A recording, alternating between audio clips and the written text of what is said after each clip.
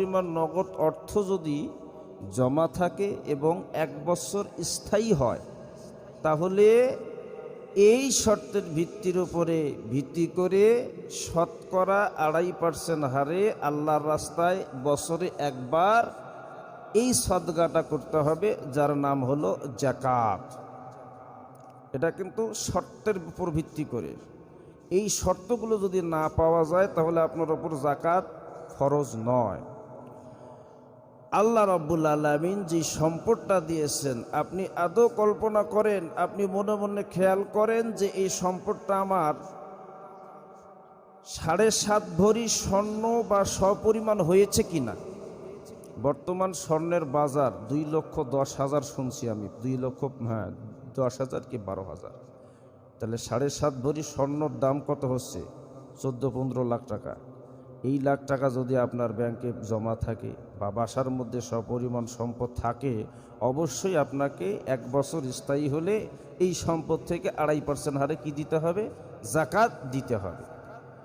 আবার 52.5 তোলা রূপ্য, 52 এক তোলা রূপার দাম বর্তমান বাজারে কত আপনাদের জানা আছে?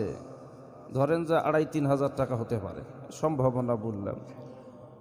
এই 2,5-3 হাজার টাকাও যদি 1 ভরি রূপার দাম হয়, এই রকম গণনা করে করে 52.5 তোলা রূপ্য আর 7.5 ভরি স্বর্ণ নিচে 52 তোলার উপরে এই পরিমাণ সম্পদ যদি আপনার থাকে, তারপরেও যাকাত দিতে হবে। আল্লাহর রাস্তায় 8টা খাতে ব্যয় করতে হবে। আমি আসতেছি, একটু মনোযোগ দেন। এই যাকাত কোরআনুল কারীমের মধ্যে আল্লাহ রাব্বুল আলামিন নামাজের কথা যত জায়গায় বলেছেন, তত জায়গায় কিন্তু এই যাকাতের কথাটাও উল্লেখ করেছেন। কেন? নামাজের মতন এই যাকাত দেওয়াটাও ফরজে আইন।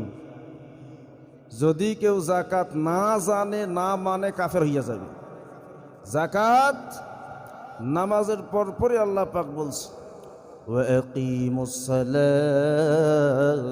وَآتُوا الزَّكَاةَ وَارْكَعُوا مَعَ الرَّاكِعِينَ। আল্লাহ বললেন যে তোমরা নামাজ কায়েম করো এবং যাকাত আদায় করো, আর রুকুকারীদের সঙ্গে রুকু করো। তাহলে এখানে আমরা প্রথমে পেলাম নামাজের কথা, তারপরে পরই আল্লাহ যাকাতের কথা বললেন। সূরা বাকারার ভিতরে আল্লাহ রাব্বুল আলামিন কোরআনুল